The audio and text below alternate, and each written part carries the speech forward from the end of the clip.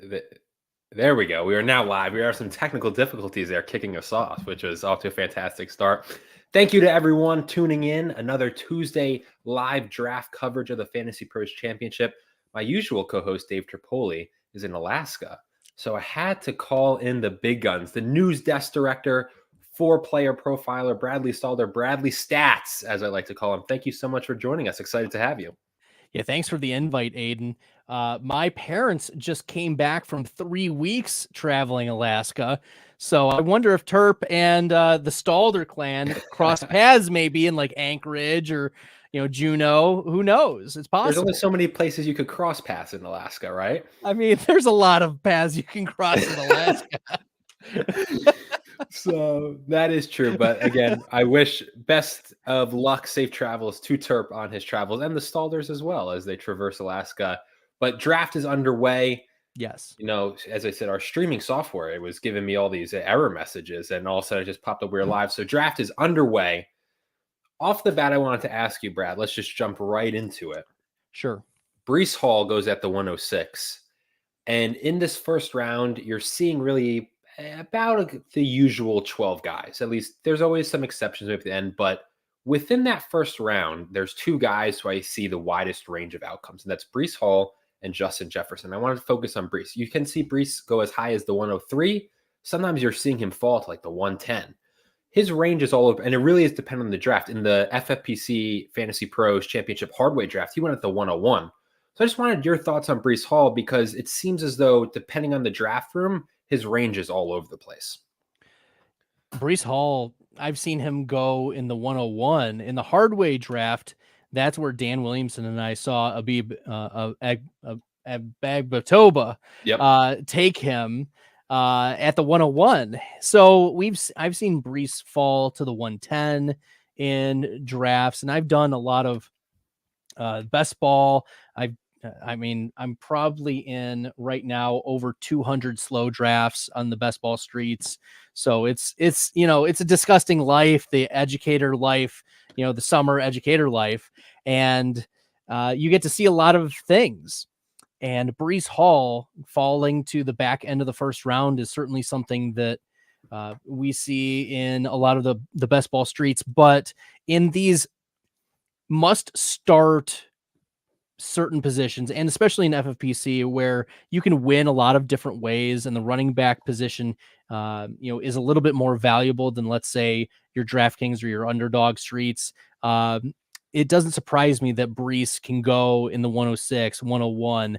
However, I have projections for Breece Hall, and I'm pulling them up right now for Breece. And my concern is the touchdowns ultimately, that the New York Jets offense is not one to give him access to 15 plus touchdowns. We're going to like the receptions. We're going to like the targets out of the backfield. We've seen Aaron Rodgers do that with Aaron Jones, but Aaron Rodgers, he wants to come back. He doesn't want to hand the ball off when they get close to the goal line, right? He's going to try for this redemption arc. We've seen this happen before with Jordan Love, where for 2 straight seasons after Love was drafted, Rodgers threw for 30-something touchdowns, 1-2 MVPs, right? He's out for blood. And I don't think that Rodgers, he's just going to hand the ball off. So the concern is that the touchdown upside, the rushing touchdown upside for Breece Hall puts him a peg below the Bijan Robinson. And that's why I have, Bijan significantly ahead of Breece Hall. And if you would just indulge me, is Bijan, there's been multiple people who've hopped on our live draft coverages, and I wouldn't say becoming a consensus, but people with, obviously Christian McCaffrey is a pretty clear RB1, often goes at the 101. Today he actually goes at the 102. But if people just watch this show, they would think that Bijan is a clear RB1. Are you in that boat? Is Bijan your RB1, or is that Christian McCaffrey still holding that spot? McCaffrey's still my projected running back 1, and then it's Bijan Robinson, and then it's everyone else. Really. Like it's a 1A, 1B scenario where I don't fault anyone for going after the upside of Bijan, because that is within the range of outcomes. Certainly Bijan getting more out of the backfield. We expect the offense for Atlanta to not only get into passing a lot with Kirk Cousins, but also get into these shootouts, right? The New York Jets, to continue to compare and contrast the New York Jets and Breece Hall to Atlanta and Bijan, the Falcons are going to get into shootouts. The Jets have a really good defense, a great secondary, and Rodgers is one of the slowest pace of play quarterbacks in the NFL. So when it comes to sheer volume, the Bijan Robinson answer is right there. So McCaffrey, I think, still holds the edge, but Bijan as a very close number 2 is how I'm ranking them right now. Later on in that first round, he's really solidified himself at the 110, and that's where he goes today. A.J. Brown, me and Terp have talked about him because, Terp is a diehard Eagles fan. He pops up. We're both obviously huge fans because, they add Kellen Moore. He was obviously great last year in an offense that sputtered down the stretch, and he still put up a pretty elite fantasy season. And we saw him kind of at his apex form that 4-week stretch when it felt like he was getting, 10 catches, 175 yards, and 2 touchdowns each week. You're also in on A.J. Brown. You had said the answer to any A.J. Brown question is just yes on our pre-show. I was wondering if you could just elaborate give us the stats behind what I believe is rightful love of A.J. Brown. Yeah, A.J. Brown, there's a lot of people like to say, well, he's not as good as whatever. And he's certainly dealt with his share of injuries over the course of, his young career. And he is approaching the age apex. But he's still prime. He's still prime A.J. Brown. And one of the things that differentiates A.J. Brown from, let's say, a Jamar Chase or a Puka Nacua or a Mike Evans, Garrett Wilson even, is A.J. Brown is not only on a really good offense where that can sometimes be a tiebreaker for us in terms of what we're looking for in wide receiver, but also the median target share for A.J. Brown last year was 31%. Like the middle was 31%. That's wild.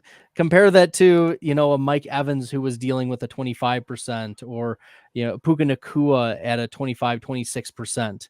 It's a clear step up. And we've seen Brown have big plays. He's just a monster of a man. So give me A.J. Brown is my player number 6 in best ball projections right now in PPR formats. So I like A.J. Brown ahead of Jamar Chase.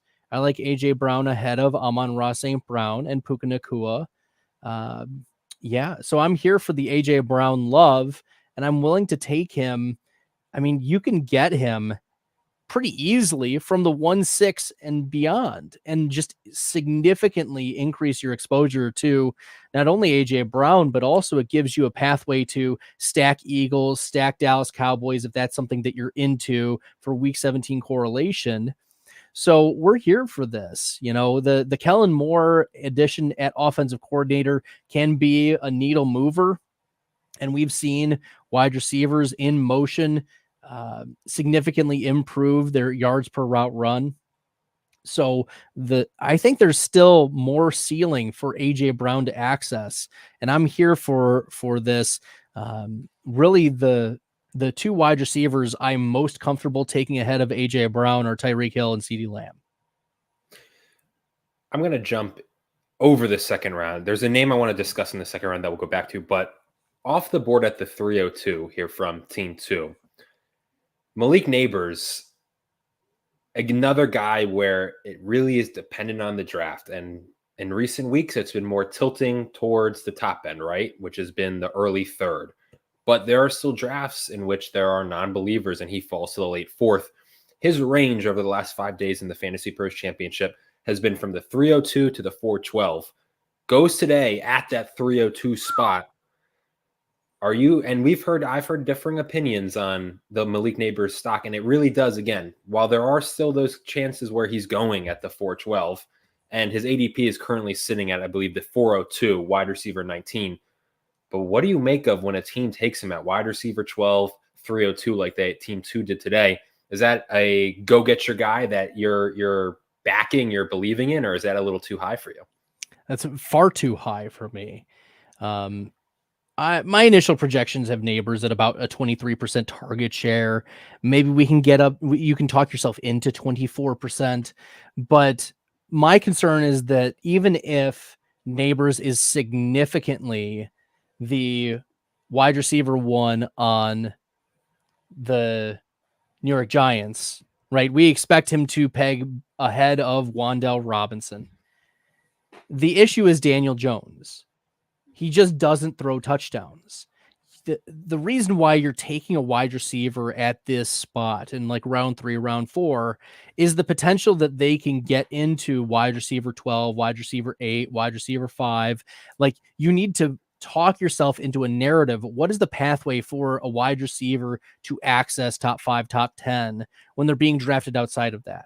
Right? Nabers drafted at wide receiver 12. What is the pathway for Nabers to pay off wide receiver 12, and not just pay off being like, oh, he was a neutral pick at this spot, but actually get him into the Garrett Wilson, Puka Nacua range. And that's for him to get 8, 9, 10 plus touchdowns, have a Puka Nacua like season year 1. But what the problem is Daniel Jones he doesn't throw touchdowns, right? Here's a little stat for you, Aiden. You call me Bradley Stats. Right? So I got to bring a little bit. Daniel Jones, in his 60 career games, has thrown 2 or more touchdowns in 16 of them. Fine. He's thrown 0 touchdowns in 23 career games. And he hasn't thrown more than 2 touchdown passes since week 16 of 2019. So the pathway for there's a lot of Daniel Jones stats, and none of them are ever good. No. So that was pre-COVID pandemic, Aiden, right? This is wild stuff that, Daniel Jones, I don't know if he suffered from COVID cloud or if it's just so happens to be, what the variance is, right? Touchdown variance happens. But what we've seen consistently from Daniel Jones is that he just doesn't throw passing touchdowns. He throws on average less than 1 touchdown per game. And so the pathway for Malik Nabers to get 8, 9, 10 plus, it's very, very difficult. And so like we want to think about what are the markets saying about the touchdowns from Malik Nabers. Underdog Fantasy has their pick'ems out, and Malik Nabers pick'em is 5.5, right? So the market is not bullish on the touchdowns, and the market's not super bullish on the yards at 900. So what is the pathway for Malik Nabers? He needs to 50% increase both of those to just pay off this draft capital. That's why you have to be drafting Devontae Adams, the Nico Collins, the Mike Evans ahead of Malik Nabers right now. To clarify, I just want to ask from own sake too. Let's say he goes at ADP. My Lord, excuse me. Let's say he goes at ADP 402. Is that so? You're thinking that's still a little too high, or is that a little more spot where you're comfortable taking him around that kind of wide receiver 20-ish spot?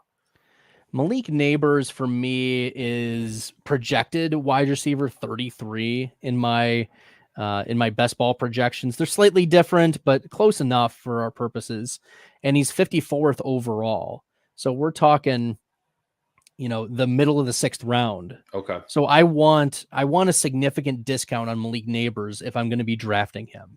Like a Michael Pittman is an easy click over Malik Nabers. The target share is going to be there. Yeah. The issue I'm sure you're experiencing is you're not getting that Malik Nabers dip anymore, right? It's just going to keep rising. So it's definitely interesting. I actually lean more with you on Malik Nabers. I've been kind of open it because I can understand the argument for it, but Daniel Jones just scares me too much. Malik Nabers is a guy, if he beats me in his rookie year, he beats me.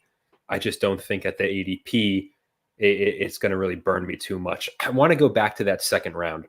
Sure. This is actually the first time in a while I've had a live show in which 5 tight ends didn't go in the 2nd round. Dalton Kincaid falling to the 301. So a little bit of a technicality. Well, I mean, it could have, yeah. But in theory, me and Terp and whatever guys we have, we always talk about Kincaid. We talk about Mark Andrews a lot. We Time to talk about Kelsey that's still there. Honestly, the overlook guy in terms of our show coverage has been Sam LaPorta. Clear tight end one. It was such a great rookie season, and we kind of just leave it at that. Like, yeah, this guy's a beast. But I kind of want to talk about him today. I'll ask you, I believe he should be. Should he be going as tight end one? And should he be going this high, obviously, in the FantasyPros Championship at tight end premium format? Well, let me pull up my tight end premium rankings. Please do. So I can. Please do. These rankings are going to be on the Player Profiler draft kit here at the end of the week. So you're going to get a preview of how high we're taking Sam LaPorta. And right now in my rankings, I have Sam LaPorta as the 111. So the 11th player overall in terms of tight end premium for best ball. So yes, this is technically a redraft draft right now, but I don't think that you are going to see too much variance. You're going to see Sam LaPorta the end of the first, beginning of the second, around that spot. Mm-hmm. And I think that's the right spot for Sam LaPorta. I'm happy with that, given his target share. You're expecting a 20+% target share on a very good Detroit Lions offense. He is young. He was just learning the offense last year, and we saw he was immediately a starting player for the Lions. The Lions are not afraid to just throw their very good rookies immediately in if they've earned their spots. That's what we know about Dan Campbell. We know Dan Campbell is willing to put players in spots immediately if he knows that they can perform. And LaPorta, I even had to reel back my touchdowns in the projections. I only projected him for 7 touchdowns this year, and that's still getting us, to the 111. So I'm confident in taking Sam LaPorta at the 1-2 turn in these types of drafts. We like the offense. We like his role in the offense, and we love what he did last year. So even if he experiences a little bit of touchdown variance, touchdown regression, I'm not worried about Sam LaPorta and Amon-Ra. In fact, Amon-Ra is the 110 and LaPorta is 111 in my rankings. Earliest Sam LaPorta has gone in the FantasyPros Championship format is the 108. And I wouldn't be surprised as we get closer and closer to September and the live events in Vegas. So you start to see him getting pushed up into the first round more as more and more drafters try and take advantage of that tight end premium. And we've talked about it. You're starting to see a lot of people sprinkling that, at the 111, they take LaPorta, and then at the 202, it's Travis Kelce or McBride. Or I think I saw one with Kincaid and LaPorta. So there's some tight end double up strategy there as well. I wanted to ask you a question in the chat, and it was real quick if we can jump back to Nabers. Sure. And someone had asked, obviously we're rightfully worried about Daniel Jones. And as you brought all those just negative stats about him that really, I do think, showcase him properly as a player. Stats don't lie in that case. But The question was, what are the odds Drew Lock takes over that job? And then how would that maybe impact Nabers' projections on your end and where you're comfortable drafting him? I want to be careful to say Drew Lock is not going to take over the job. If Drew Lock is placed in the starting quarterback position for the New York Giants, it is not a performance decision. It is a business decision because the Giants have injury clauses in Daniel Jones' contract. It says if he gets injured, there are guarantees. And so it is possible, is within the range of outcomes that we see Drew Lock replace Daniel Jones throughout the season. So we do need to keep that in mind. However, Drew Lock is, maybe we just forget, he was really bad for Denver. Yes. Very, very, very bad. And one of the things that we remember is, he's got a strong arm. He can air it out down the field. But what we don't forget is all the bad decisions that he would make. And yes, Daniel Jones is also not, the shining example of good decision-making, but when it comes to the investment that the Giants have, we pulled back the curtain. We saw from Hard Knocks that the GM and the coach are looking at Daniel Jones saying, this is your team. And so maybe there's a business decision that happens later on in the season with regard to Daniel Jones. If the season is not going the Giants' way, but it's not because Drew Lock is better, and we're not going to see a significant improvement in play with regard to Drew Lock, taking over or being the starting quarterback at some point this season. One of the storylines we've been following in these drafts, and it's been interesting to see it progress. I mean, off the bat, a year ago, you would see Patrick Mahomes, Jalen Hurts, Josh Allen off the board by like the middle of round 3. This year, the quarterbacks opened. Josh Allen was kind of opened up when these contests open. You would see him end around 3, middle round 3. Quarterbacks have been falling as I think fantasy drafters are adjusting and taking them later and later. Josh Allen goes at the 407 today. On average, he's been going at the 407. You still see a range. You still see him sneak into the 3rd round, but there's been drafts where he's the first quarterback off the board in the early 5th. I believe when we had you and Dan Williamson on in the Hardway draft, I believe we had asked you guys about the Bills offense. So I want to ask you about Josh Allen going at QB1. And then if you could give me kind of your overall thoughts on that Bills offense, which is a little bit confounding to fantasy owners. Other than Kincaid and Allen, there's a lot of unknowns there about where that offense is going to be going under Joe Brady. I think it's still going to be the Josh Allen show, and we're getting a massive discount on Josh Allen. Right now, he is my 31st overall player in the tight end premium rankings. So we're getting a good discount on a player who was in half point scoring last year, a top 12 fantasy asset. And that's with Stephon Diggs struggling for the second half of the season. And that's with, not really anything but Gabe Davis dealing with injuries and Dalton Kincaid being inconsistent with Dawson Knox still on the field. So Josh Allen is significantly undervalued. I'm taking maybe way too much Josh Allen because of the reality that the offense, it runs through him. It doesn't run through Diggs anymore. I mean, did it ever really? It's still also always run through Josh Allen. So when we're projecting the rush share for Allen, I have him projected for 23.5%, like 9-10 rushing touchdowns, over 400 rushing yards. That's going to be a significant buoy to fantasy managers because they're not going to run James Cook for 15 rushing scores. Josh Allen is one of the top rushing goal line quarterbacks. Hurts gets a lot of love for it, but Josh Allen is very effective and he's built to handle big hits. So Josh Allen, we may have some ambiguity at the receiver spot. Is it going to be Kincaid as the number 1 receiving option for the Bills? Is it going to be Keon Coleman, who takes a step as a rookie? Is it going to be Khalil Shakir, who seems to be the one of the favorites to win starting position for the Bills? Is it going to be the newcomer Curtis Samuel? Right, this seems like a flat tier for right now in terms of what target share leaders could exist in the Buffalo Bills offense.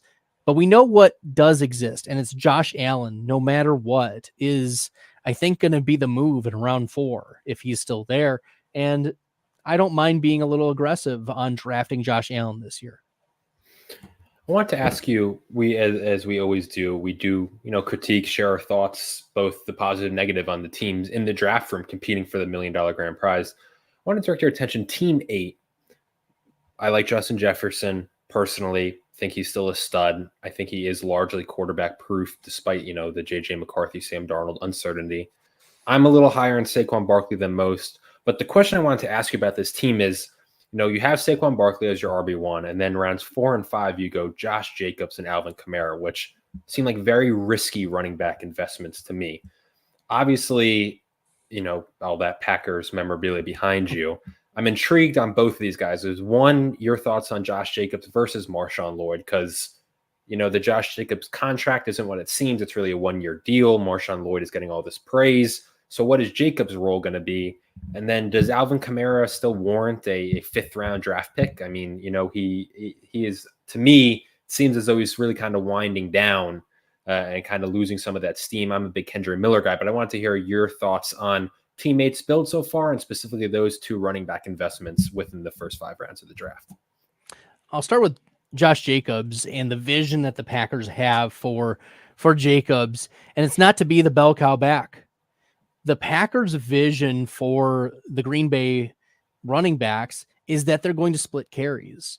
They wanted it to be Aaron Jones and AJ Dillon, but that wasn't going to work because Aaron Jones kept getting hurt and AJ Dillon was bad. It looked like he was running through mud every time he rushed the ball. He didn't have the juice. And so the Packers looked at what other running backs could fit that tandem of a between the tackles guy who's got some juice and also a player who's more of a veteran who can catch balls out of the backfield. And that's what we've seen from Josh Jacobs, the veteran who can catch balls out of the backfield. That's worked. Marshawn Lloyd is that AJ Dillon replacement, and he's got the juice. I mean, if you watch the tape, you watch off-season film, it looks like he's got lightning coming out of his feet. He's so fast. And so I think that they're going to want to involve Jacobs as the lead back, just like Aaron Jones. It was never AJ Dillon getting the majority of carries for most games. But it was Aaron Jones who was getting some passes out of the backfield, but getting breathers from Lloyd. So I think that's how it's going to split up. And I like Lloyd later on in drafts. I'm not a big fan of Josh Jacobs' value right now. I have Jacobs projected as my 58th player in the tight end premium rankings. Mm-hmm. So a little bit later, probably a round and a half later, but we're going to switch gears here. And I love Alvin Kamara's value this year. I think that, you know, the inefficiencies have existed for years and it hasn't mattered. You know, really, like the last 3 seasons, Alvin Kamara has averaged 4.0 yards per carry or fewer over 600 rushing attempts. He's been the running back 4, the running back 13, and running back 3 during those 3 seasons. And most recently, the running back 3 in PPR. So what has really changed for New Orleans? Well, Clint Kubiak is the offensive coordinator, but other than that, the personnel hasn't changed. It's still Derek Carr, check down king. Taysom Hill is still there. Kendre Miller is healthy. Maybe that's what's changed. Like, it's possible. But we're talking about an Alvin Kamara who, even with all of those things like falling by the wayside, you know, I have Kamara as my running back 7 in projections in PPR, tight end premium, and 22nd overall. The target share is just undeniable because you're going to get 70 targets for Kamara. They're not going to move away from him. The coaching staff won't do it. And even if he only gets, you know, 2 receiving touchdowns and 400 receiving yards, right? We're talking 55 plus receptions for, you know, in full PPR is going to get you into that top 10 pretty easily. So for him to be at running back 16 on the ADP or on the board tonight, I think that's a great value. So it's a lose some, win some, I think, for team 8 in terms of that running back selection.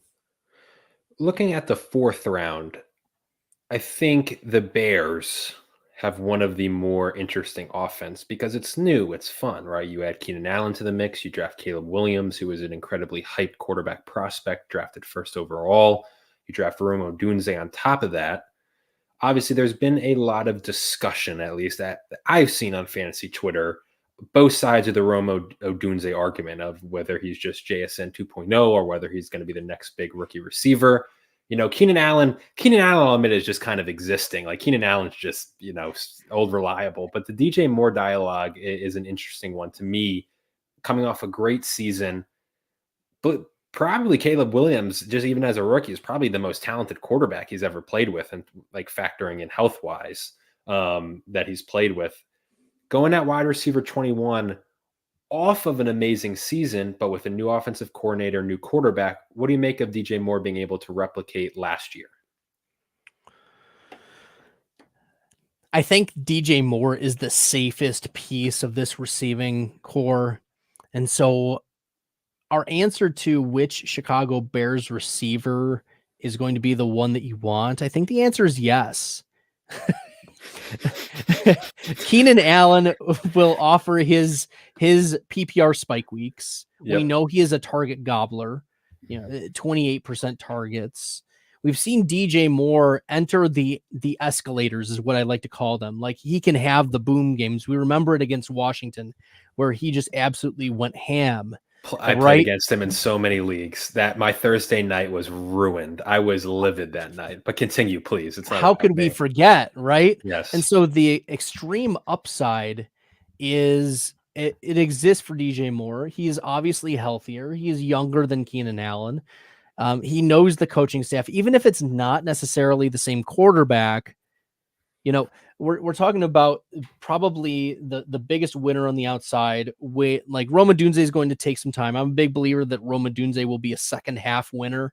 But the first half, I think, will be mostly Keenan because he'll stay healthy for the first half of the season. And then the Keenan Rome Odunze might just be like two ships that pass in the night. Yeah. Where it's very possible. But what's going to remain is DJ Moore. And I have him projected a 24% target share, 126 targets, over 900 receiving yards, 6 touchdowns, gets him to be my wide receiver 24. But 42nd overall. And I think that that's the right spot for him. And that's about where he went off in this draft. He went off at about 40. So I'm fine with his draft position here on the board.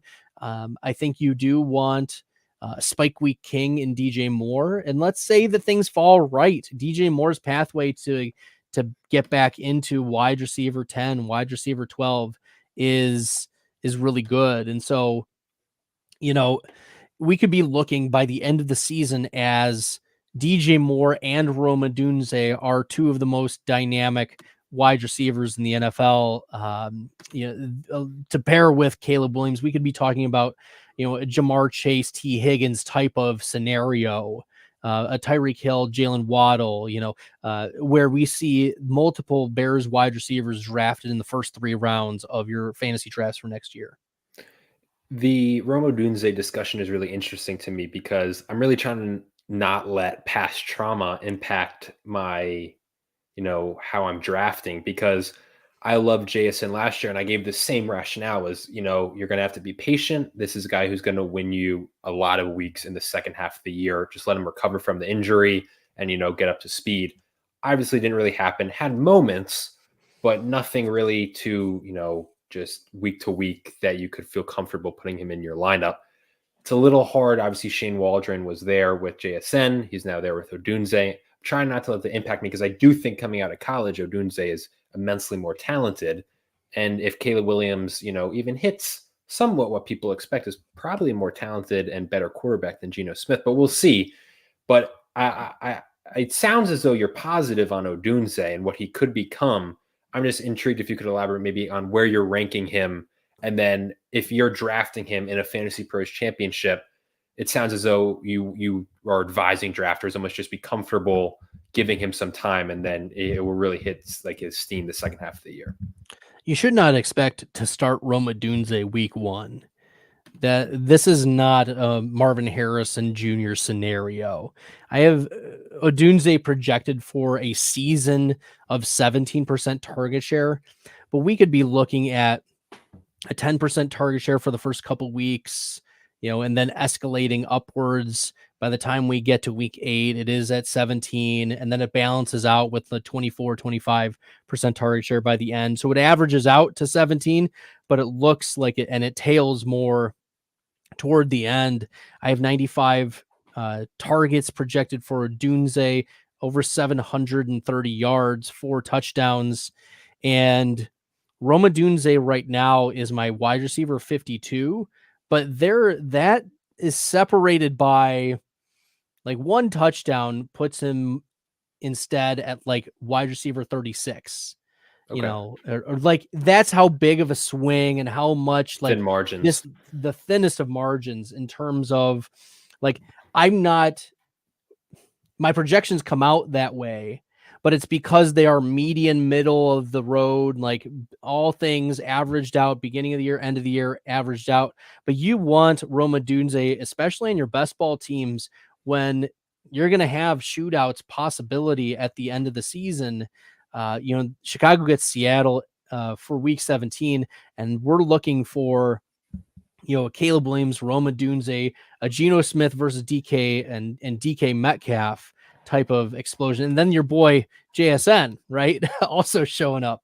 So this is one of those scenarios where if you are in a redraft format, you do not want to be drafting Roma Dunze at like wide receiver 35. But in best ball, that's where you can take your shots on saying, okay, this player, when he hits, it's going to probably pay off and hit harder. So I get it. But at the same time, it's you got to start. You got to make lineup decisions. And it's not going to be fun benching Roma Dunze at the beginning of the season. I want to look at Team 12 because I was really intrigued by their start. They start off Garrett Wilson, Drake London, Cooper Kupp. They go through receivers. Then go Evan Ingram and get Terry McLaurin as their fourth receiver. And I'm in my head thinking, I'm a fan of that start. Just like seemingly everyone, I'm a big fan of Evan Ingram. Wilson, London is a very popular start in that 1-2 round turn there at the end. But I was really intrigued to see what they did with the running backs. They go Ramondre, Jalen Warren, and Zach Moss because, as you would expect, feels like teams that go heavy receiver, tight end early, their running backs are often what makes or breaks a team. Just want to hear your thoughts on that build and those three running backs. Did they do the right thing, or would you have maybe gone with some different guys there instead of Ramondre, Jalen Warren, and Zach Moss? Yeah, this is the right style of build, and I think based on what we're looking at here, like he made a good move by holding off on Jonathan Brooks. The reality is that in these types of builds, Jonathan Brooks is especially good as a running back 3, but avoiding him as a running back 2 or your running back 1 in the 6th, 7th round, I think is the wise move, especially because these regular season games matter a lot in the high stakes in the redraft. So even we don't know the outlooks for Brooks. He might be ready for week 1. We haven't gotten official word yet. There's been a lot of rumblings that Brooks might be available, but when it comes to who you're selecting instead of just who you're avoiding, Ramondre, the Patriots have put money on Ramondre saying, you are the guy in the backfield. Who are they, get as their running back 2? Antonio Gibson, who is continually yes, in stock over the course of the last few years. At one point, wasn't Antonio Gibson a top 10 dynasty running back asset? I drafted Antonio Gibson before his rookie year in my dynasty league and my dynasty rookie draft, and I felt like the king of the world the next year, and it's just been declining returns. And he was one of those players I'm gonna hold on to him because why not at this point? It's just absurd. Right. Yes. And so the New England Patriots spoke very loudly about how they feel about Ramondre Stevenson. They want him around. They want to involve him, and he's got a 3-down skill set. Ramondre can get pretty easily into, the 12, 13% target shares. We're happy with that. Ramondre getting 57 targets in my projections, 44 receptions, over 300 receiving yards. The concern is that can Ramondre get into paying off running back 8, 10, 6? And if he gets the right touchdown variance and this offense is better than what we're projecting, the answer is yes. The upside for the Patriots in year 1 is the Houston Texans from 2023.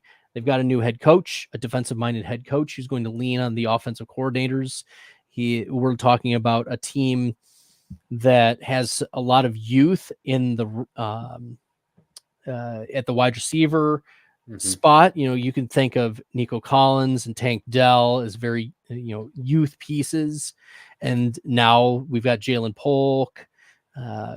You've got Javon Baker. You've got Demario Douglas. You've got pieces that are at least eyebrow raising in that offense, even if you're not super high on them. At least they're, because who was super high in Tank? I mean, yes, there were some Tank Dell truthers, but but one I will take credit for. I love Tank Dell. Did you think Tank Dell was going to be a top 14, 13 wide receiver in No, 2023. Right. Right. And But late in these drafts, I would always mention I would always be like, Josh Downs or Tank Dell. I think one of you guys should draft them. And so I feel good about that. But nowhere did I expect him to have the season he did. I don't think as you said, I don't think anyone did. The pathway is, and Drake May, the parallels exist. Now, that's probably the ceiling outcome, is that they become, the Houston Texans from 2023. But I don't think the New England Patriots are going to be that bad. They're going to be relying on Drake May. They're going to go to him. All this, Jacoby Brissett malarkey is exactly that, malarkey. A good organization will just give their number 1 first round pick all of the starter reps. They're going to give them the Anthony Richardson treatment. So we'll see if the Patriots come to their senses, because Jacoby Brissett is reportedly getting some first team reps. But I like the Ramondre Stevenson pick. Jaylen Warren is like a high floor, low ceiling pick. I'm not a huge fan of that. It's fine. It's just not going to win you anything. And then Zach Moss at that spot. The pathway for Moss to access ceiling is certainly there. We saw for years, will the real Zach Moss please stand up? Because he was slow, he was inefficient. He ran like a 4.7 at his combine, Aiden. This is not an agile running back. And the Bengals didn't invest very much in him this offseason. There wasn't a lot of money thrown his way. So it's going to be him and Chase Brown in the backfield. And we didn't get to see a ton from Chase Brown last year, really efficient from the pass catching perspective. But there's some question marks, I think, for Zach Moss. Can he get the between the tackles work? If the answer is yes and stay there, then we could be talking about double-digit touchdowns, just like Joe Mixon, But I have eyebrow-raised concerns about Zach Moss's talent overall. Zach Moss, it's a little bit too easy to just compare the exact situations. And I do think he actually is better, but I've said it before. I think Zach Moss to me sometimes sniffs a bit of Mike Davis 2.0. Finally has a breakout season, filling in for an injured stud, gets paid some money, and I don't see it. I'm a big Chase Brown guy. I love Chase Brown's receiving upside.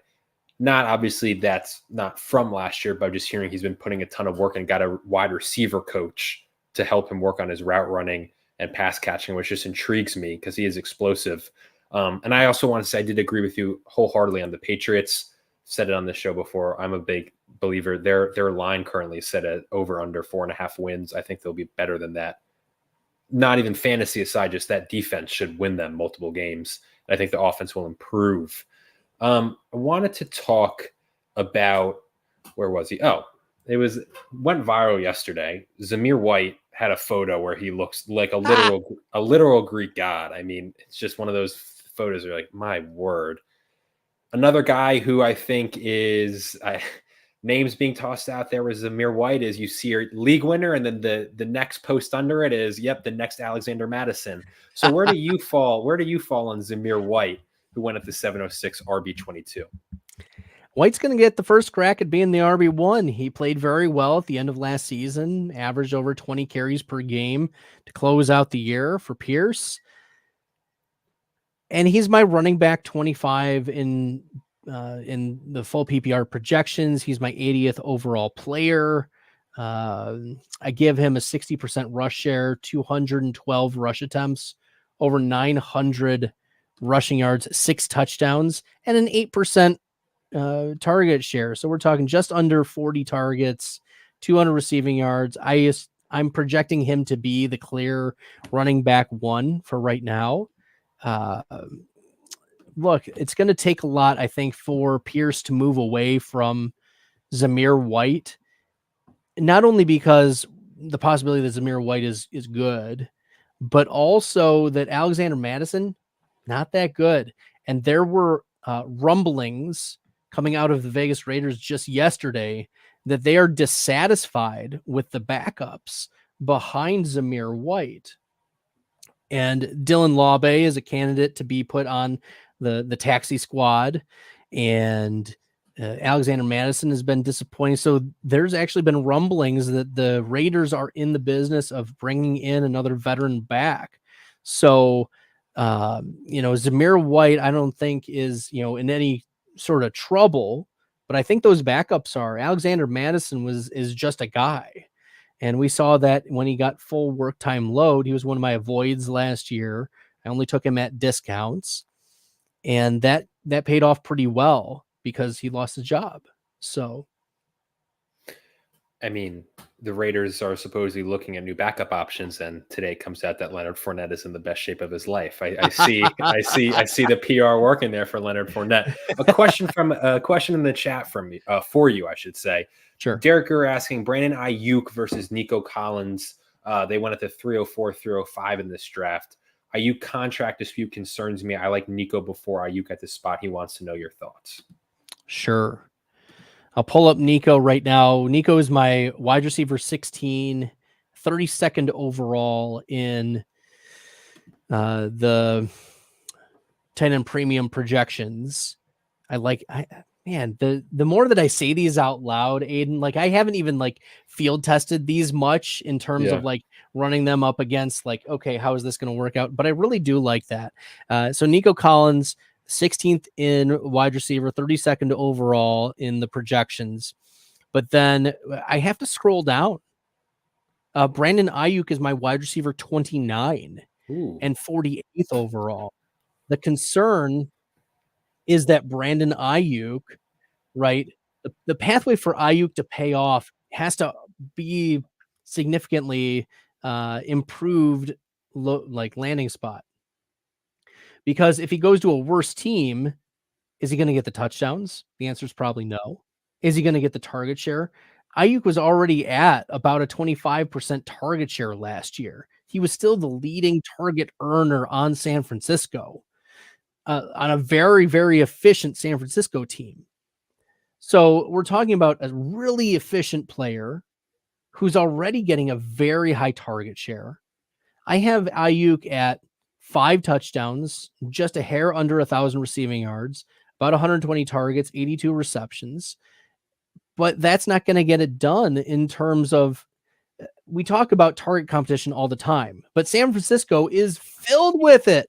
It's filled with it. And you've got Debo, you've got Aiyuk, Kittle, and Christian McCaffrey. And they drafted a first-round receiver in Pearsall, yeah. And then you have a 4th-round receiver in Jacob Cowing, who some people really like. Yeah. So look, target's got to go somewhere. And even in my projections for 25% target share for Aiyuk, I still can't get him that high.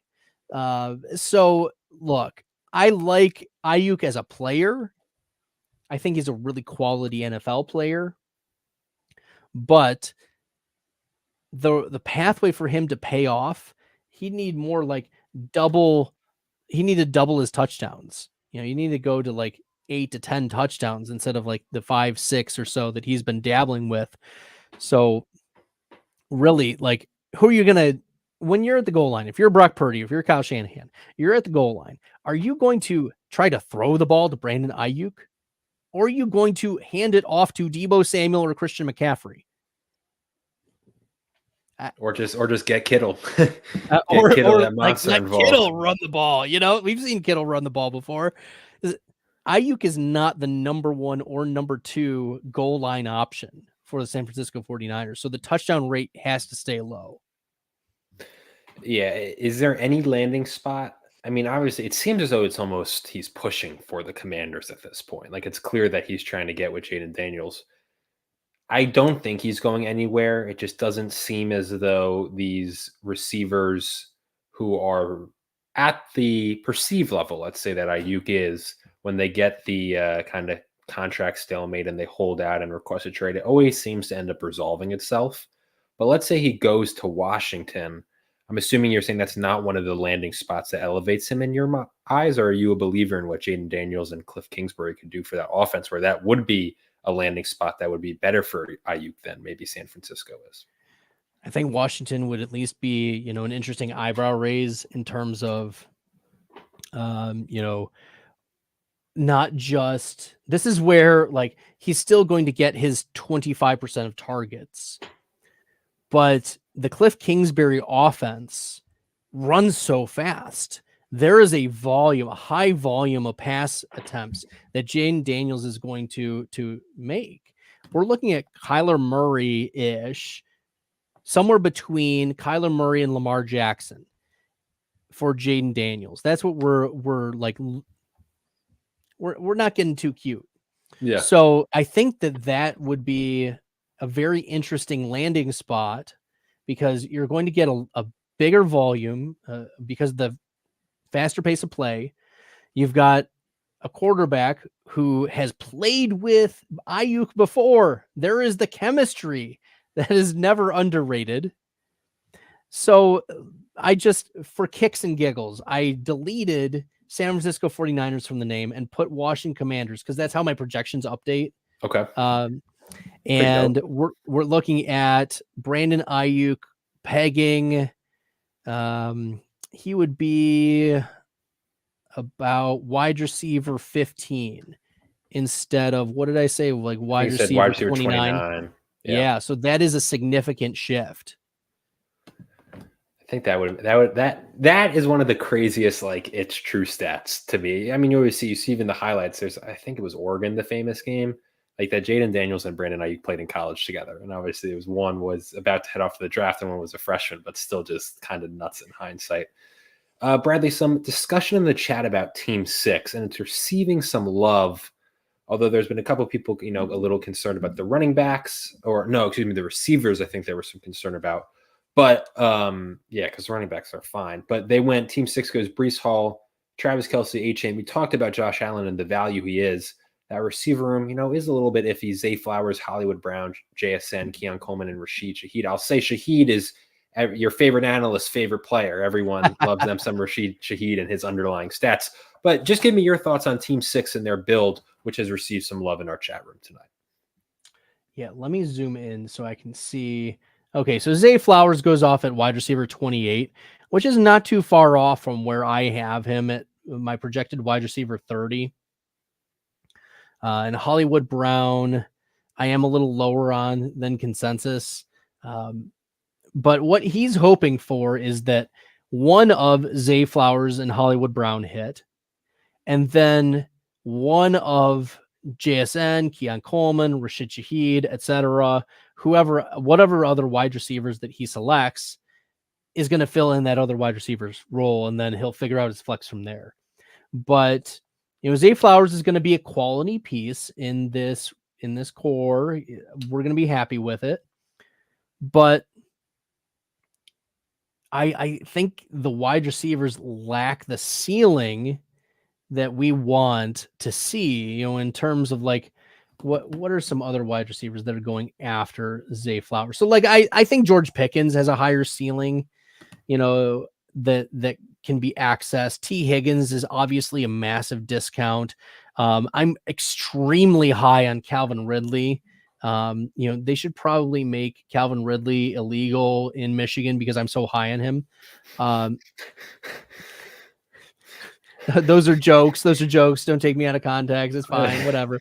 I love it how you're putting all this faith. I respect it, because me and Terp, as listeners of the show, are both high on the Titans offense, but it's very scary to hear a guest of the show say they're putting so much stock in Calvin Ridley, and he might just, it might go right through his hands. I mean, those drops scare me from what I saw last year. Calvin Ridley is my wide receiver 13 in the tight end premium rankings and 26th in overall projections. Hello. Me. I love that for my guy Will Levis. That's all I hear. There's music to my ears as a Will Levis late round dart throw. Look, we are here for the Titans offense. We're not talking about, we're taking a complete pivot from Team 6 dissection. Yeah, please. But that's how the show rolls. Look, the Tennessee Titans, they will be a top 5, if not top 3 offense in terms of pass attempts, sheer passing volume. And we also know Will Levis is willing to air the ball out. So not only are we getting high volume, we're getting high, depth of targets. So we are sacrificing a little bit of completion percentage for massive big plays. And that's what we saw last year from Calvin Ridley, a lot of boom bust games, like massive boom games if he hits. Yeah. We're talking multiple 20+ point games. And there were some that could have been if it wasn't for inches, or the ball goes one way, or he just misses. That's a touchdown. Great way to phrase, a politician way to phrase Calvin Ridley's just misses. But yes. Wow, the hatred for Calvin Ridley. I am so here for him. He's a guy that I sympathize for so much because he caught a lot of flack for being suspended for the season back in 2022, and the story behind it, Aiden, are you familiar with what happened with Atlanta beforehand, that entire story about him gambling? Or no, before that, way before that? No, I'm not. I know he was hurt. Yeah, he was hurt. So yeah. So what was it? The 2021 season, right? Yes. They fired Dan Quinn. They bring in the new head coach, everything in Atlanta. Arthur Smith is there, and Calvin Ridley suffers he suffers a foot injury. Yep. Right. And he tries to play through it because he's like, Julio's gone. I'm the guy. I need to step up and be the wide receiver one. So he tries to play through it. It's just not working. So he ends up, going with the team. He's still playing. He goes to across the seas. He goes across the pond. They play in Europe. And while he's in Europe, there is a break-in to his house where they caught on camera guys breaking in with guns, trying to rob his house. Thankfully, none of his family was there. But at that time, Calvin Ridley had a wife and kids and all that. And so he started to just spiral. And as a father of 5 kids and a wife, they're all upstairs, watching TV right now. I just can't, and I'm already a little nervous that something's going to happen up there while I'm here, and I've got my phone right just in case something happens. I have to say, Aiden, I got to peace out. And so my thought, I'm very sympathetic with Calvin Ridley because as a father, my number one thing is I want to make sure my family's safe. And so if I saw on camera, which he said he did, he saw on camera these guys break into his house with guns. He's like, thank God that no one was home when I was out, and so he started to obviously deal with the foot injury, deal with that family trauma of the being broken into, the house being broken into, and then he just was he told the team I need some time away, and certainly the decision to gamble on sports was not something that was on you think you're away from the team. You're not even I was much more forgiving because of that circumstance, given the background that you read. And sometimes we were so quick to jump to I was because I had so much Calvin Ridley on my dynasty teams when he got suspended. I was like, what a goofball, gambling on football and gambling while you're on the team. Don't you know the rules? What's wrong with you? And then I read the story and I'm like, oh man, what's wrong with me? And as a father, I felt very sympathetic to his state of mind when all of that was happening. So, I've been rooting for the guy. I've been in his corner, trying to hype him up, but also thinking this was a player who put up a massive season alongside Julio Jones. And now you get an opportunity to return to a very high pass volume offense in Tennessee. Brian Callahan is going to run an extremely different. You're not even going to recognize the Tennessee Titans, compared to what we saw last year with Mike Vrabel and Derrick Henry. Henry's gone. Vrabel's gone. They wanted change. They want this offense to be unlocked. That's why they went for Tony Pollard and drafted Tazi Spears last year, and are going to focus on DeAndre Hopkins. I think Hopkins is even higher in my rankings than Calvin Ridley. I take Hopkins over Ridley in terms of percentage rostership, but look, I am so in on Calvin Ridley, and he did nothing to really like scare me last year. That we just have to acknowledge the Jags are an inconsistent team, and the scheme was not there. And yeah, there's a little bit of rust, but we saw some explosion from Ridley as well. So yeah, that's my 2 cents on it there, Aiden. I'll say this. I actually was maybe like jogged a bit of memory, but I would not have been able to tell you about the home breaking. But I remember he was hurt, and then he was just not in a good mental spot when he was gambling, which a lot of people go through. That's very understandable and human. And as a person, I was also rooting for him last year. And I think people are quick to focus on some of the drops issues that he has.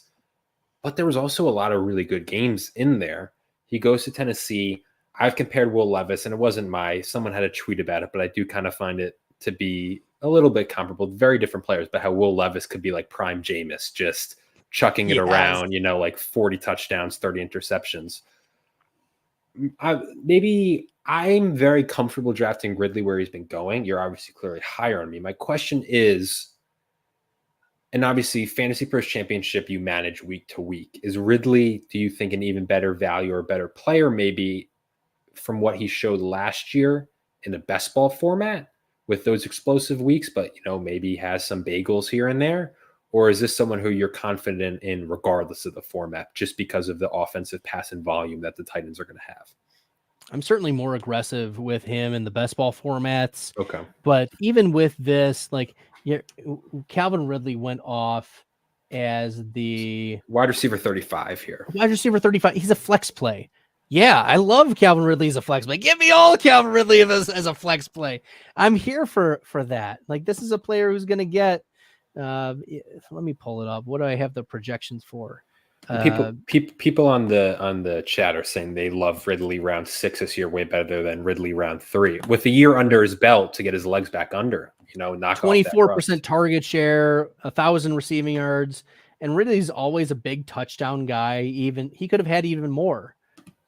So yeah, give me all the Calvin Ridley, especially this price tag, and even more aggressively in the best ball streets. And Team 4 is getting a lot of love there in the chat for kind of their build. They're doing a good job. But I want to ask you about the team next to them. Hoping, one of my maybe not stronger takes, but one I do feel, I'm planting my flag on, and a lot of people are, for as good as a year as he had, there is not nearly the amount of Kyren Williams, I would say, believers as one may expect. He goes at the 210 here to round 3. Team 3 also drafts Blake Corum. And essentially my long-winded way of saying this is I'm a much bigger believer of Blake Corum at his price than Kyren Williams. So the question was, I wanted to ask you your thoughts on the two, but then also if you could maybe package it into, what are your thoughts, again, weekly managed, drafting both of them? You want someone from the Rams backfield. So if you're out on Blake Corum and you're like, well, I don't want to wait around for Blake Corum, take your Kyren in these managed leagues. Fine. But I love Blake Corum. I think I have over 30% exposure across all of my best ball drafts. As I said, I'm probably in 200 slow drafts right now, and already finished like 150 other ones. So we're getting a nice little volume here and exposure to Blake Corum.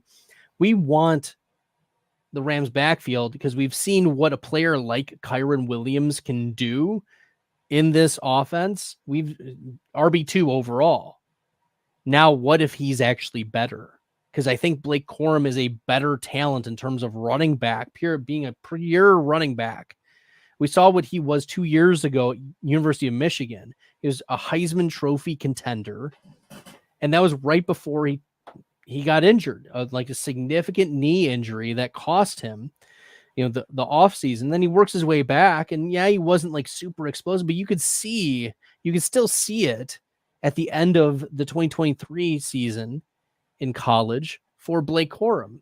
And he's run, yes, behind one of the better offensive lines, but we have to think of what Sean McVay does for his offenses. He turned to player Kyron Williams, a day 3 pick who was good at Notre Dame, like a complete skill set. He caught lots of passes. He was capable pass catcher, run between the tackles. He was a player that I was very, very high on, not because, I went to Notre Dame or anything, but because he was good at football.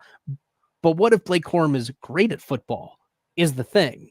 And that's the pathway. That is the edge that fantasy managers can have is Blake Corum is really good at running the ball. He deserved his day 2 draft capital. He's on an offense that makes kings. Sean McVay and Matthew Stafford are king makers. That's where Puka Nacua exploded. Cooper Kupp exploded. Kyron Williams exploded. We want pieces of this Rams offense because kings are made. And we want to crown Blake Corum the king for 2024.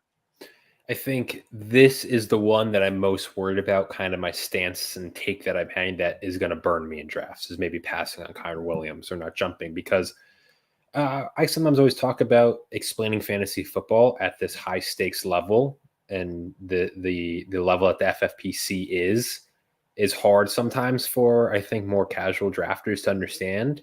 When I explain it, like, what do you mean the Kyron Williams isn't going in the first round? It's just, and I always say Raheem Mostert is the prime example. It's like, how is this guy going in the center round? It makes sense to us. But I mean, Kyron Williams was great last year, but Blake Corum had the day 2 capital. Kyron Williams, as much as Sean McVay loves him, I mean, Sean McVay can really seemingly kind of change it up on a dime. And that with that backfield, we've seen it before. And Kyron Williams, my thing is also, not that Blake Corum's a big running back, but Kyron Williams isn't a big running back and has had injury issues. So, I mean, the likelihood he gets hurt is there. And man, Corum, as you said, even in that final year at Michigan, despite, knocking off some rust, not the hard schedule, but man, those playoff games stick in your head. And he was a monster against Alabama. And then in the championship game, I'm a big fan of his. To this day, absolutely shocked that Jim Harbaugh didn't take him with the Chargers, I believe one of the early 3rd round picks, right? Or maybe it was even 57. I forgot exactly where it was, but that was like the easiest mock 2nd or 3rd round pick of all time was Blake Corum to the Chargers, and they passed on him. Speaking of the Chargers, what are your thoughts on that backfield? Because if you had told me in September that we'd still be talking about J.K. Dobbins as a possible viable fantasy option, I would have told you were kidding yourself, because I thought it was a closer chance that his career was over, not to his fault, just really unfortunate injury history. But that Chargers offense, and I'm sure you will be able to tell me that you are Bradley Stats for a reason, but they profile to be a very heavy run offense, and that's how Jim Harbaugh likes to play. They have Gus Edwards there. They have Kamani Vidal, J.K. Dobbins. Which Chargers running back are you kind of in on? I'm looking at Dobbins went at the 1202, running back 48.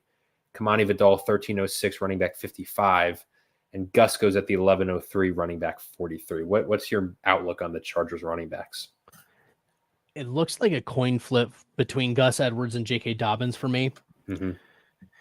And then Vidal, we need to hear more positive buzz that he's a day 3 running back who does have a little bit of, intrigue in his profile.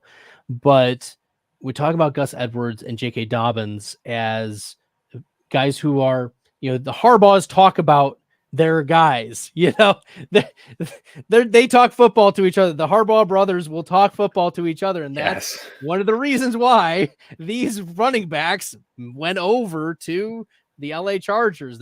It probably was like, hey, Jim, I got 2 guys who need some opportunity and they've been doing real well for me. So I know you like your guys. Let's see if we can get him a spot. And Gus Edwards, I have projected as my running back 34, Dobbins as my running back 37. I think they're going to be the 2 as of right now who are my, I expect a split backfield. Gus, I have at 44% of the rush share, J.K. Dobbins, 38%. And, Dobbins, I only have 13 games for him. So I do expect that there's going to be some ramp up for Dobbins, given the injury that he suffered last year. He also plays the running back position, so you expect some injuries there as well. But would we be upset if Dobbins gives us 140 rush attempts for 550 yards and 5 touchdowns, and then sprinkles in another 20 catches, and 150 yards and a touchdown or 2. Are we going to be upset about that? I don't think so. Mm-hmm.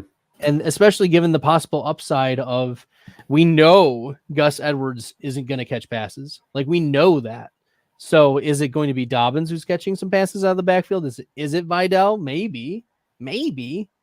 But I don't have the confidence to say that Vidal is going to overtake Edwards or Dobbins. Like, the Dobbins has the draft capital. Yes, he suffered 2 major injuries, but he's looked good, and we'll see if he can, we'll see if he can ramp it up. But that's where I'm like, this is one I'm not willing to take a hard stance on in terms of the backfield, just rotating through in my exposures right now.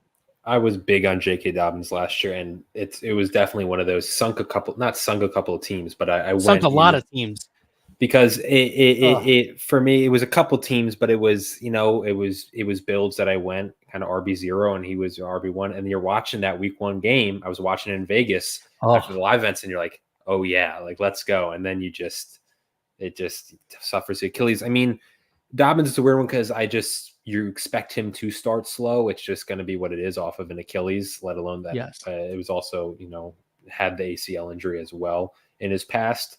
But if he can even return to like 80% of what we were seeing from him, that's a really good running back who's just a shame that injuries have kind of diluted his career. I do have to push back on one thing in the chat. Some Will Levis slander that I won't stand for, which was Jameis was a real force coming out of college. Levis was a nobody. You don't watch SEC football, my friend. Will Levis was not a nobody for my University of Kentucky Wildcats. Really, in hindsight, I mean, his final year there when he was paired with Wandale, 2022, excellent quarterback, one of the best in the country. 2023, they had the worst offensive line out of any Power 5 school. He tried to play through injuries, and Will Levis is everything you want in a fantasy quarterback. I'm not talking about real life, and he has glaring flaws that I think are apparent that he could fix, but in a real life. But for fantasy, Will Levis is everything you want. He's a gunslinger. He's going to air it out. He gets his top targets, feeds them. He did it in college with Wandale. He did it with DeAndre Hopkins last year. And as Bradley has illustrated, that is an offense which is going to be chucking the ball around. And I mean, regardless, we think the Titans are going to be down in games. So they're going to have to be throwing. I mean, like, another example, if you don't want Jameis, is Blake Bortles and Allen Robinson. I mean, those were the days. Music to my ears. Fourth quarter, Blake Bortles, Allen Robinson. It was every week. It was, oh man, Blake Bortles was at 6 points, and all of a sudden it's at 30 by the end of the fourth quarter. It's just it was like garbage time. They were the ultimate garbage time duo. But yeah, I got to push back on that, because regardless of what you think of Levis in real life, which I think is more valid for fantasy this year, and there's no point for the Titans of giving it the reins to anyone else. They're gonna ride him this whole year. Yeah, there's no one else there, Aiden, and Ryan Tannehill is gone. Yeah, my only worry with Levis is honestly his play style does leave him more susceptible to injuries because he launches himself into hits. He plays with a reckless abandon that could concern you. But we'll kind of cross that bridge when we get there with the ADP that he's going at, which is often sometimes undrafted in the FantasyPros Championship. I feel as though the injury risk shouldn't concern you as much because you're drafting him to be a backup quarterback with upside. Off the board at the 50 and 12, we talked about Malik Nabers earlier in the show, and you kind of shared Daniel Jones going too high. He went at the 302 today. I'll keep it on the Kentucky Wildcats. Wandale Robinson, he's been a name that I think I've most often seen experts, analysts have been saying, yeah, this is one of my favorite dart throws. I brought it up every time. As you see receivers in this league, I believe CeeDee Lamb on Micah Parsons' podcast was asked, who are the best receivers? Wandale Robinson comes up in that conversation. CD tossed that out there, one of the best route runners in the league. Wandale Robinson is like the underground king. Like, everyone seems to talk about him. And I think if he wasn't a better offensive situation, you have already heard about him. Again, the Giants offense, who knows what's going to go on there. But what are your thoughts on Wandale Robinson? Again, this is someone who's getting a lot of very subtle buzz from people in the know. I like Wandale's value this year. I have him projected about 2 rounds earlier than where he went off the board here. So look, this is a guy who has a pretty easy pathway to 90 targets. So that would give him 60, 70 receptions, about 700 receiving yards. Is he going to get a couple touchdowns? Sure. He's just not built to, win big downfield. So there's a major cap ceiling. We could see a peppering of targets close to the line of scrimmage, and he's got speed, and he's another year removed from the ACL tear. Darren Waller is gone. Maybe it's going to had to. I just throwing him up there. That's great. Aiden, we all drafted Blake Bortles. I have a dynasty team that is in a league on Sleeper, and I've been in this league since 2019. So 5 years, going into year 6. So this is a team, we've been involved pretty heavily with. The league is entitled Blake Bortles Fan Club, and it's been that way for 5 years. So we are here for the Blake Bortles. We always talk about, your home leagues and like your famous team names that you have. My home league that I started when I was 11 years old. So since 2012, the Tom Brady is the cheater league. That's what it's been. That's what it always will be. So we got to love that there. But no, back to Wandale. I had to throw up that Blake Bortles comment. Sure. Type timely, but finish your thoughts on Wandale, please. It's music to my ears. Yeah, the pathway for him to outperform wide receiver 74 is so easy. So easy. Like the pathway for him to get to be wide receiver 48, to be wide receiver 45, it would not surprise me.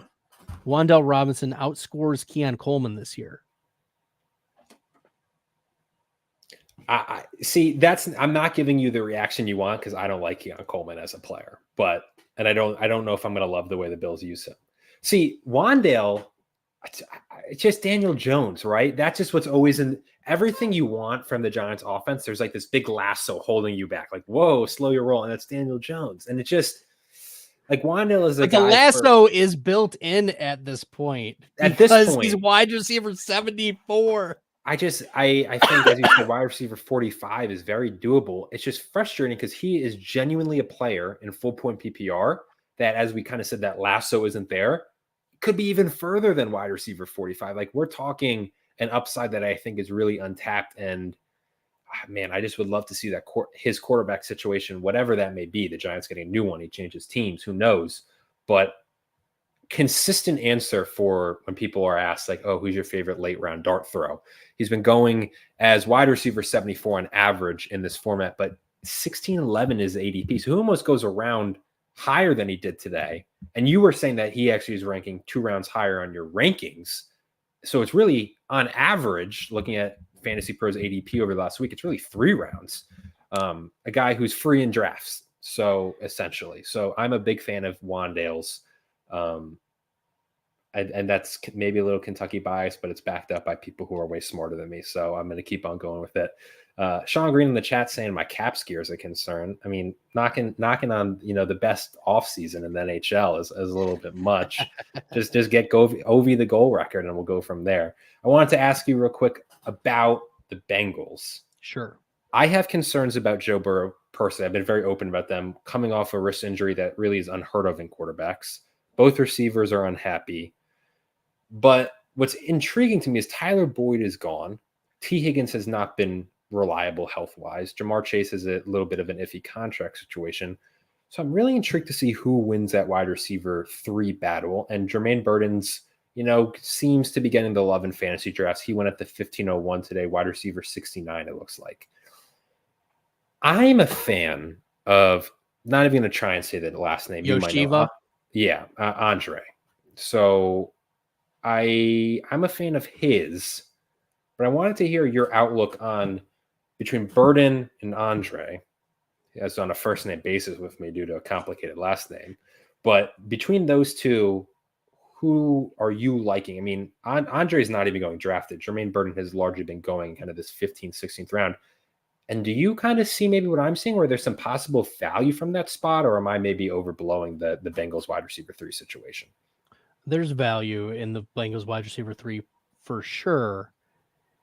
The question is, will Andre Yoshivas step up, or is he just going to be stuck in wide receiver 4 land for the rest of his career? Because that's a major question. We liked some of the prospect profile from Yoshivas. He's like a dynasty truther for me. His athletic profile is phenomenal. 91st percentile speed score, 88th percentile burst score. We're talking 96th percentile catch radius, 80th percentile agility score. He was a 84th percentile dominator rating in college. He went to Princeton. You're pretty smart if you're going to Princeton.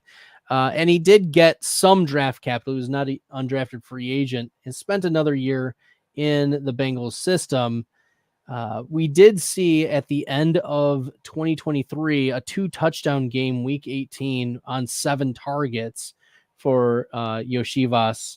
So there's certainly some intrigue, but we only saw Yoshivas eclipse 30% snap share twice last season, but in those 2 games, 8 and 7 targets with 3 red zone targets. So the value is there for the role, but I like Jermaine Burton. Jermaine Burton was a stud in terms of winning on all of his routes.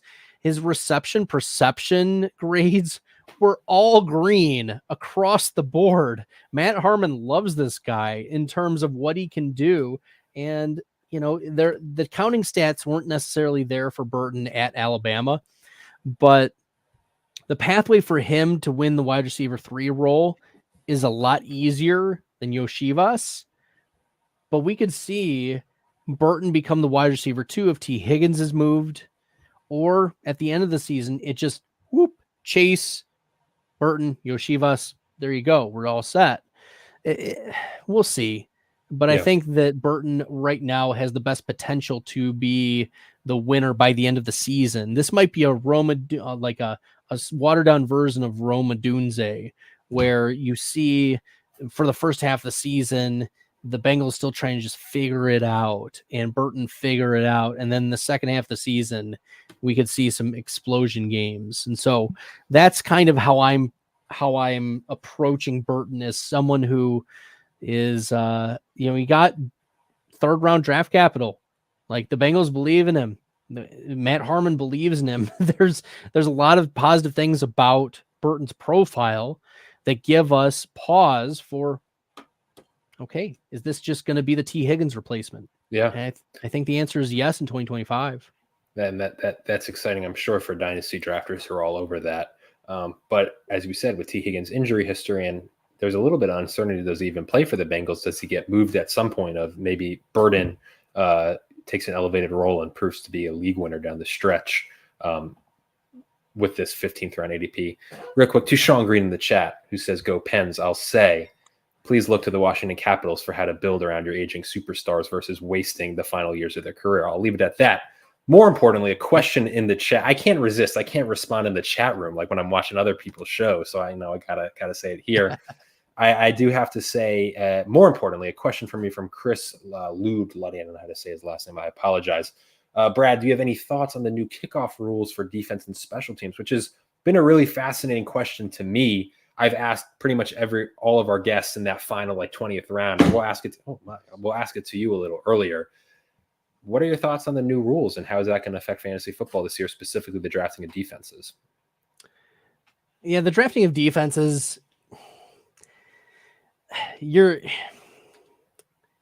I'm interested in finding out, if it's going to really make a difference. This is not a year where I want to take a hard stance immediately. Mm-hmm. It comes down to personnel, because I don't think it's necessarily going to be scheme, because you're really going to ride the coattails of who is going to be returning punts and kicks for you, because you can have the best scheme in the world, but there's a lot of speed and vision that plays a part in, can they break tackles? Can they see where the seam is? Can they look ahead and anticipate a blocker making that move? So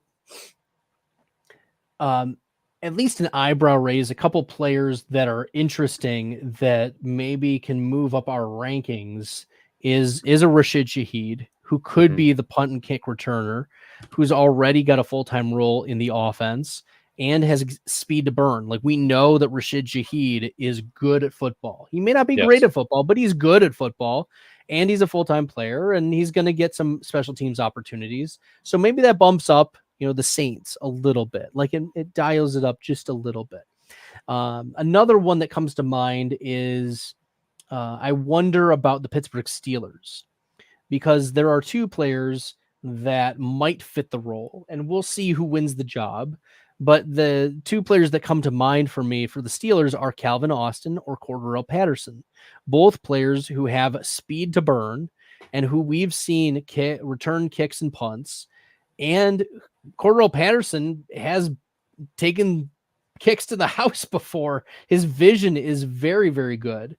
And now he's with the coach that he's worked with for many, many years. So in Arthur Smith. So I think that those are at least some teams that I'm monitoring, but I don't think this is going to be a game breaker for fantasy. Maybe I'm wrong about that. Bring me on in a year, July 9th, 2025, and say, Bradley, come on, special teams. This is what it was all about. Yeah. I don't think so. Call me skeptical. I'm not, moving my rankings too much in terms of special teams, even with the new rules. Like, the only way that it impacts fantasy is if you have your kick return for touchdowns or punt return for touchdowns, right? Maybe it makes a shorter field for the offenses, but there's always ways that teams are going to make adjustments to try to counteract that. So maybe after a couple weeks, it's not going to matter. I think when this question was first brought up, and me and Terp, and I think we actually brought it up on the Hardway draft, was maybe the first time, or even the best ball. Regardless, I forget when we brought it up. It must have been the Hardway, because obviously there's no defense in best ball. But it was way more exciting to talk about it and be like, well, what if Tyreek Hill's returning it? And then you realize all the teams are just going to get, Rico Dowdle-like speedsters out there back there. And the kicking teams are probably going to realize, the best return, like the value play here, is just to kick it out of the back of the end zone. We'll give it to them at the 35. That's probably what's going to end up happening. It's just, now if they do kick it to the return man, then there is a much higher increased chance of kickoff returns or for touchdowns. That's the whole point of it. I just am, the more I look into it, the more that word's not coming out of my mouth, right? But I'm not really a believer in this amounting to anything. But it's going to be intriguing. I think the preseason will illuminate a lot in those couple of weeks to maybe see where we're going. Question in the chat for you. Simple to the point. I got to find. Oh, Lee Snyder was asking Xavier Legette thoughts, and I think he's an interesting name. He went in the 16th round, I believe, 1607, wide receiver 77. Two receivers actually like there from Team 6. They went Legette and then Troy Franklin, two rookie receivers. I love taking a dart throw on, but specifically Legette with the Panthers. What are your thoughts on his outlook as a first-round rookie receiver? Yeah, Legette is one of those players that you're going to want a little bit of exposure to, because I project a sprinkling of rushing, which means that there's this Carolina Panthers team is going to look to create some explosive plays. They lacked that last year. That's why they drafted Jonathan Brooks. They went for a Deontay Johnson, guys who are yards after the catch types of players. Dave Canales is the quarterback whisperer. We've seen what he did with Geno Smith, turning his career around, Baker Mayfield turning his career around. So hopefully, the turnaround for Bryce Young exists, and investing in the wide receiver. I think this is a more damning statement for Jonathan Mingo, that the Panthers yet again went to the well at the wide receiver position in the first round, attacked it with Xavier Legette, and also went after Deontay Johnson, who is a target monster. I have Legette projected for 16% of the targets, 81 receptions, 81 targets, 51 receptions, 569 receiving yards, 3 touchdowns, and 8.1 rush attempts. So, like, there's some schemed touches we're looking at, almost 90 opportunities for Leggett. They're going to scheme him some touches, but where did he go off? Wide receiver what in this draft? 77. 77. I have him at 69, so a little bit higher than where he went here. So, I mean, that's fine. That's okay. None of the picks here, I always say I can knock. When you're in the 16th, 17th, 18th round, take a shot at a first. You're taking your shots. I'll say this, just putting aside draft capital. Every situation and player is different, but just historically, if you're looking at receivers in college who broke out in their 5th year after kind of 4 years of not much, it's not great in terms of fantasy goodness. And that's what Leggett did. You like the player, but I'm just wary. I will say that Panthers team seems much improved. I mean, Leggett profiles is probably going to be their wide receiver 3. Deontay Thielen's still there. Leggett is explosive, regardless of how I feel about him. It's undeniable, and a great accent to boot. And then obviously Jonathan Brooks was the best running back in the draft, but obviously the unfortunate knee injury, which kind of leaves him a little bit, a little bit uncomfortable. It's not the safest of picks because who knows when he'll be fully healthy. And then Chuba's still there, and I guess the corpse of Miles Sanders as well. But certainly an interesting team. Do you believe in Canales? And obviously, as much as he's a quarterback whisperer, a lot of that is kind of a run first, run heavy offense. Are you a believer in that Panthers team improving? I mean, Thielen was, surprisingly to me at least, had a big fantasy impact last year, especially at the start of the season. Feels as though the Panthers offense is going to improve. Are they a little bit undervalued in fantasy drafts? Well, Jonathan Brooks definitely is. He's I'm very, very high on Jonathan Brooks in terms of, where I have him compared to where he's going off. Brooks right now, I have at 51 overall, running back 14 in the tight end premium, points per game. So do I expect that he's slow rolled? Yes. I think I only project him for, let me find it. What would I say? 51 overall. Mm-hmm. I projected him for 14 games. Okay. Jonathan Brooks.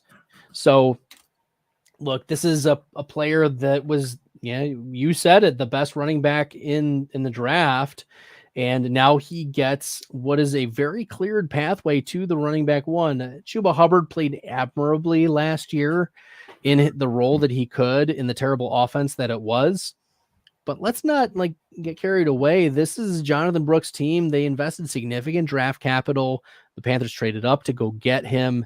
And if he's slow rolled, so be it. I don't care. I mean,